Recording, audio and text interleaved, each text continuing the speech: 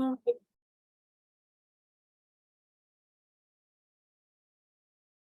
Welcome to Skincare 2023. I'm Dr. Glynis Ablon, and I'm excited to talk to you today. And hold on, there we go. It wasn't clicking. My disclosures, I don't have any for this talk, so let's get started. Everyone wants magic cream. Everyone comes in the office and that's what they really want. They want that magic cream that's going to make the difference. And you can see these are the numbers that we're seeing. $483 billion spent on the beauty industry in 2020. And it's anticipated to be $784 billion in 2025. So people really want to spend their money and to use it on making themselves feel and look better. The US skincare market alone continues to increase at about 4% a year, with it being about $21 billion in 2021. So again, just increasing every year. I think it's exciting. The male skin market has really taken off, and you can see it's really exponentially growing, with about 21 billion anticipated in 2030 for men alone. But what do consumers want? I think the consumer concerns really have changed. And this is a great search basically from the Kantar report in 2022 that Dr. Patty Ferris shared with me.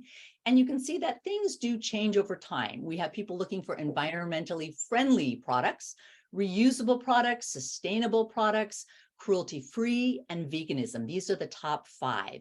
And what we want to do is kind of take into account when we're discussing skincare with our patients, these concerns as well. So what are the solutions for sustainability and this new skinimalism that we're seeing? The idea is, of course, using reusable packaging for less waste, trying less plastic, using algae and bamboo as product containers or glass even, smaller packages, less paper packaging, no plastic wrap, as we know it's terrible for the environment. And then, of course, safe and sustainable formulas, no sulfates, parabens, phthalates, what are called clean beauty. But again, that's kind of a nondescript term, and we don't know exactly what that means, but patients are hearing that buzzword. So it's important to understand it is out there in the community. You also want fewer products. For me and my lifestyle is such that I need things that work quickly. I don't have a lot of time. I've been a single parent for many, many years, even though my kids are grown now. But I think it's important to understand that you do want, and a lot of people want, single products that do many things. So again, multitasking products, botanicals, marine algae are great. And then anhydrous products are using less water, so you can actually add or increase the potency of it. They have longer shelf lives. There's less bulky packaging. And in some cases, you will actually add water to the ingredient. And then people are, again, buying less, they're wearing less, they're using less, and that's that skinimalism. People want to use less on their skin. They want to have something simple, skincare regimen being very simple.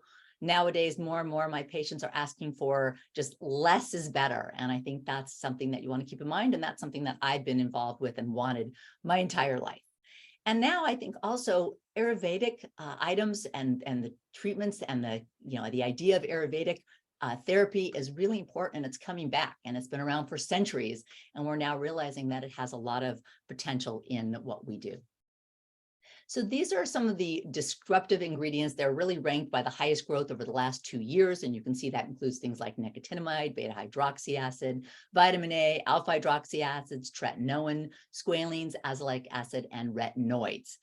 I'm going to go over some other certain ones that I want to discuss today, but I do think we cannot be remiss in talking about what's called skin aging exposomes.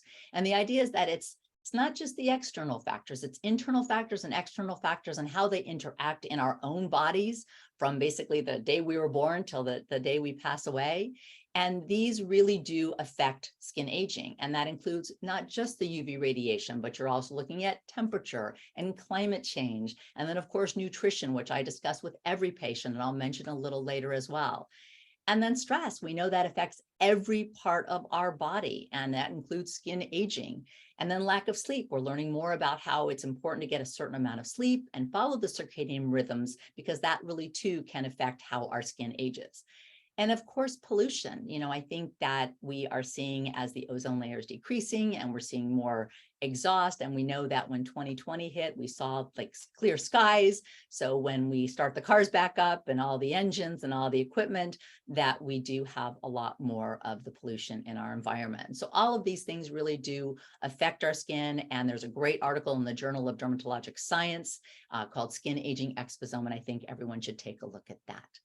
So again, we want to focus on products. People do really like the multitasking products. That's something I enjoy, the ease of it, where you're getting more than one product in what you do. It's kind of like when you exercise. It's nice when you do one exercise and it hits all different body parts. So I think of it in the same way. So you can get spot treatments that also work on acne, but they can also help with pigmentary, post-inflammatory hyperpigmentation, rosacea, and general acne. And you've got exfoliating and lightening serums that, again, contain different ingredients that can help your skin. And especially nowadays, people don't want to use hydroquinones as much.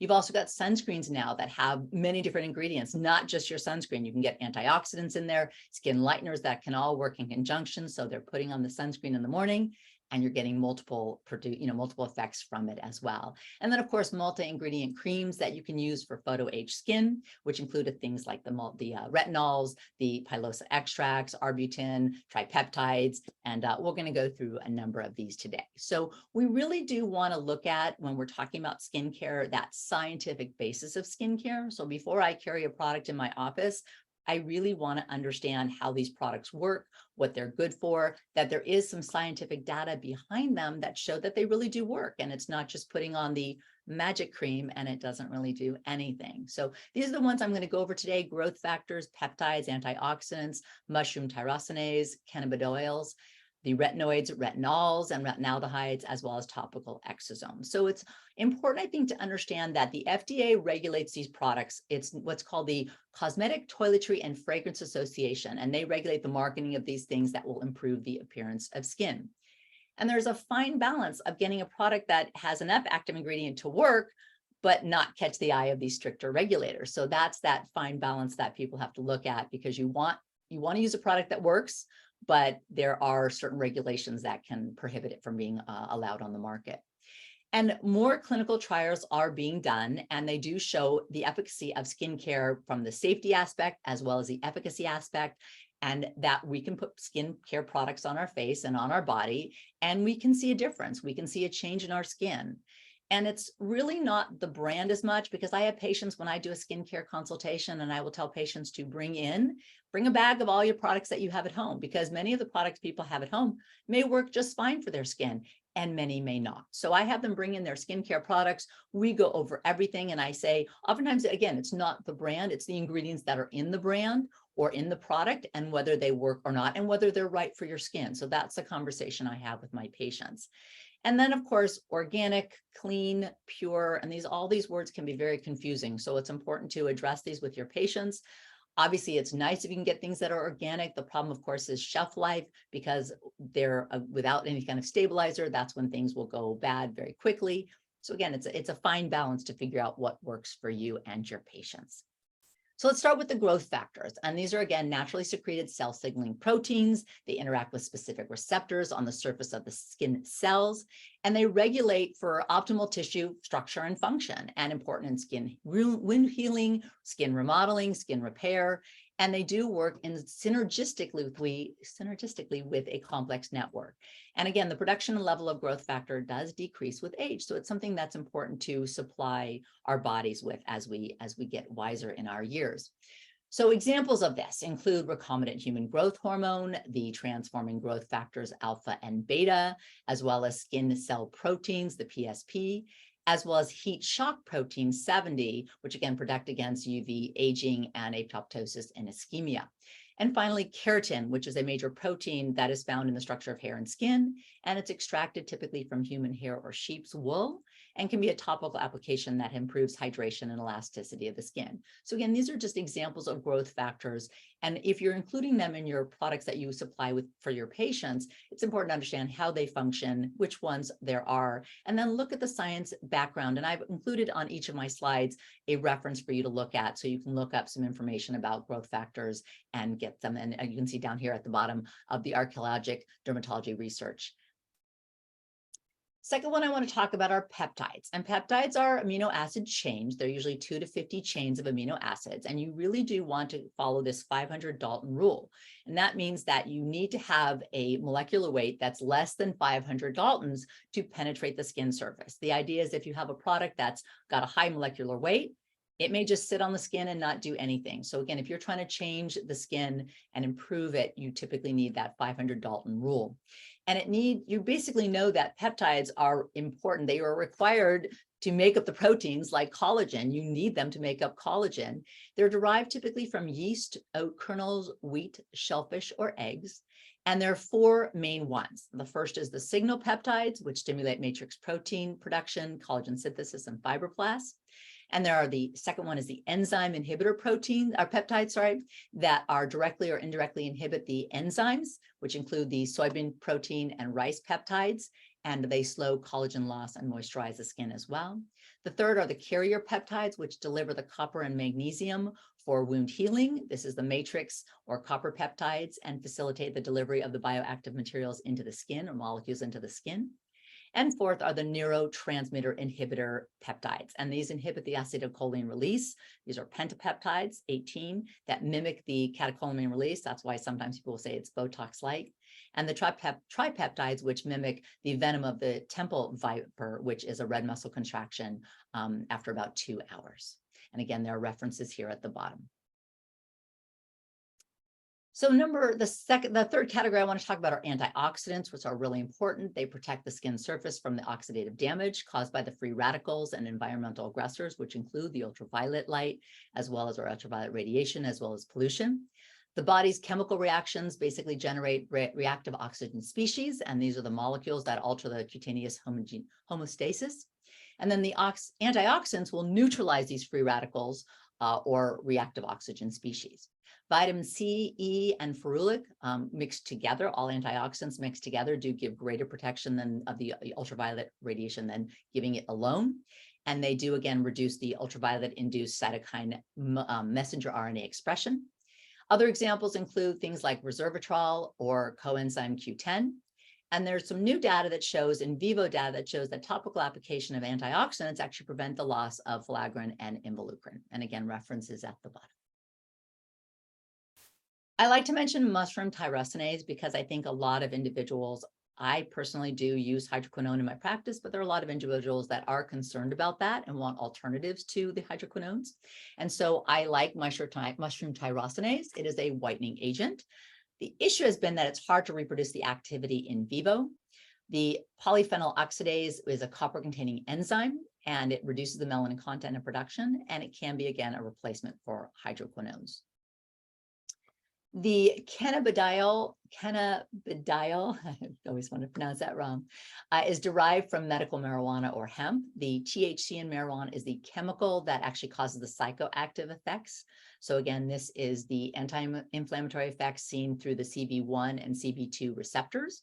The cannabinoids are pharmacologically active compounds that are structurally similar to the psychoactive compound, and they're extracted from the cannabis sativa. And there are 3 primary cannabinoids. The first is the endogenous cannabinoids, which are made from the bodies of humans or animals. There's both the arachidonyl ethanolamide or the arachidonyl glycerol. The second of the primary cannabinoids are the phytocannabinoids, are derived from plants. And the third are synthetic cannabinoids, which are made in laboratories and are structurally akin to the endocannabinoids or the phytocannabinoids. I think there's a lot of potential for cannabinoids in skin diseases, and you can see I've listed some of those trials that are being done currently. There's a psoriasis trial that's going on, an atopic derm pilot study. There's also acne trials, scleroderma trials, graft versus host disease trials, dermatomyositis trial, epidermis bullosa case reports, and then some case reports on the pyoderma gangrenosum. And there are no human studies yet on the melanoma or non-melanoma skin cancers, but I think that's kind of the next level. And we do know that these cannabinoids really can work on a lot of different things. Again, they work at different receptors and can help not only for pain, discomfort, but also for the conditions that I've listed. Next one I want to talk about are retinoids. And retinoids, in the 1980s, Dr. Kliman came along and first presented his data on the retinoids, and there was a lot of skepticism. No one believed that this could happen. But retinoids do, and we know, do stimulate the fibroblasts in skin, and they produce more collagen and fibrillin, and also the proteins in the ECM that actually give that plump, youthful look on the skin. Retinoic acid is a breakdown of vitamin A, and then collagen and elastin production, as well as cell growth and hyperpigmentation, really are improved. And then the hyperpigmentation is reduced when you break down that vitamin A and make the retinoic acid. The retinoids do adhere to the retinoic receptors, and you want to have a concentration basically as low as 0.025. We know that retinoids can be irritating and sensitive on certain, skin types. So people that have sensitive skin might be not able to use this kind of product. We do know that adapalene, which is a different category, does have less irritation. It's also anti-inflammatory and can also attach to these retinoic receptors. So with an adapalene dose of 0.1, you can get similar results. And then tretinoin, again, is prescription strength retinoic acid, and some references are at the bottom. Retinols and retinaldehydes. So when patients come to my office and they're very sensitive skin or cannot tolerate a retinoid, we oftentimes will start with something like a retinol or retinaldehyde. And like the retinoids, they do restore the fibrillin fibrils, and they can act like tent pigs to actually fix the skin and the extracellular matrix. They are plant-based. They improve cell turnover and neutralize free radicals and stimulate collagen and elastin, as well as improving the pore size. They will balance hydration and exfoliate the dead skin cells, just like the retinoids do, but they still can irritate skin that is sensitive. So with my patients, either whether I use a retinoid or retinol, I will start using it every other day or every 3 days, sometimes even once a week. I'll have them start on the lowest concentration that they can tolerate. And as time goes on, if they use it regularly, they will build up the tolerance. So they may start off once a week or twice a week and get to the point that they can use it 3 or 4 times a week or even every other day. If they do really well with retinols or retinaldehydes, I will then try to add in a retinoid because it's a little bit stronger, it gives a little bit better effect. And so again, I will have them do different combinations, different durations of application. And then the idea is if they wait a few minutes, they can put on a moisturizer, which can help with some of the side effects that are seen with it. Remember, if any of these retinoids or retinols are used, to make sure the patients are using sunscreen in the morning. The next category I want to mention are topical exosomes. I think that this is really some amazing technology, and I use a lot in my surgery patients when I'm doing procedures, and I'll use topical exosomes after the procedures, and the wound healing is pretty phenomenal. So remember, with topical exosomes, you are getting the messenger RNA to instruct the cells to repair. You're also getting microRNA, which is regulating gene expression. And then you're getting the cytokines and growth factors. All of these are derived typically from natural placenta or bone marrow derived factors. You can also see topical exosomes that are made from plant cells and other stem cells, but we are seeing that it significantly reduces post-procedure time, downtime, and pain, and they help the wound healing dramatically.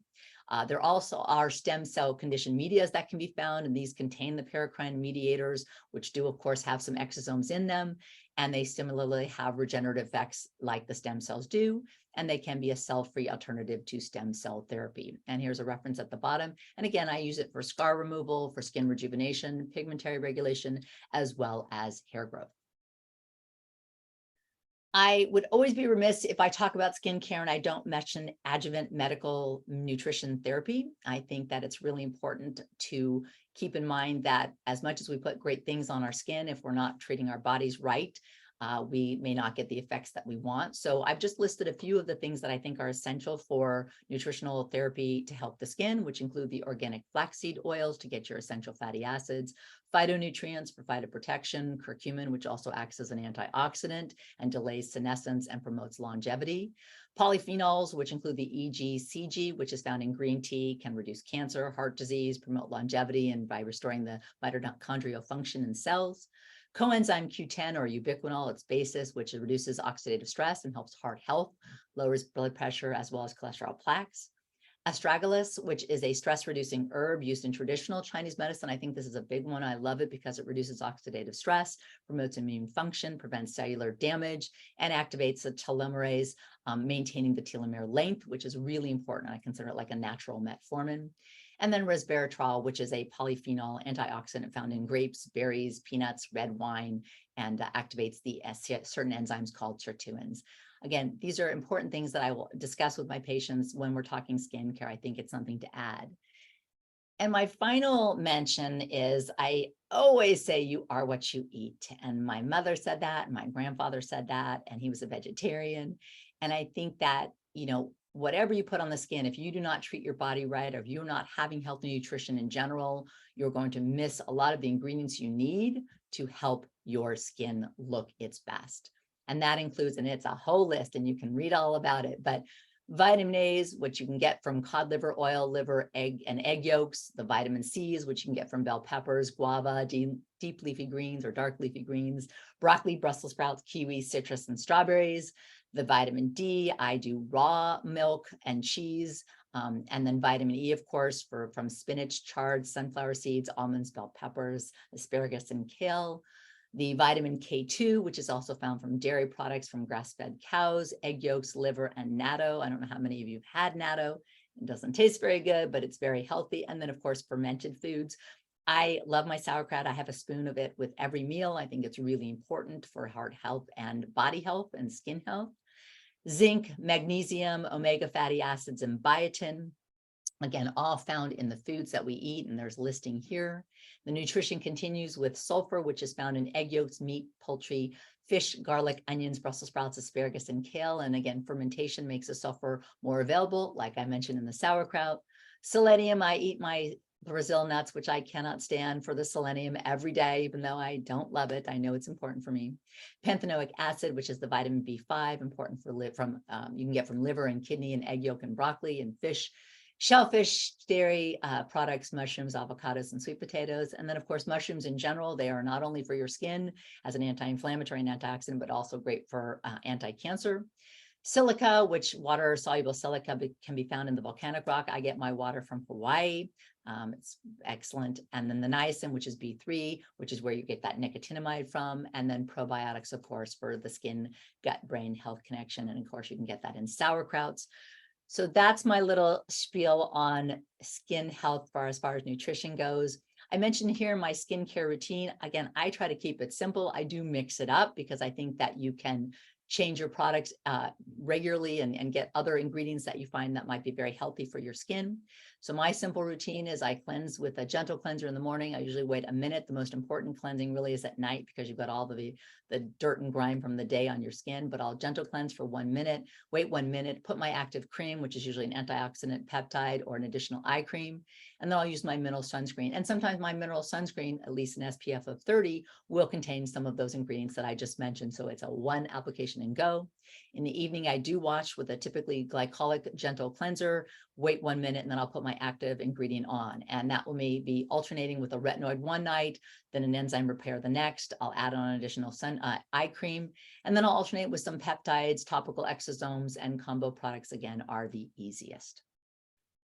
So in summary, skincare really is under the dermatologist umbrella. It's an easy addition to your practice. As dermatologists, we really need to look at the science and data behind the products that we do carry in our office. Patients are also looking for complementary alternative medicine in all aspects of their healthcare.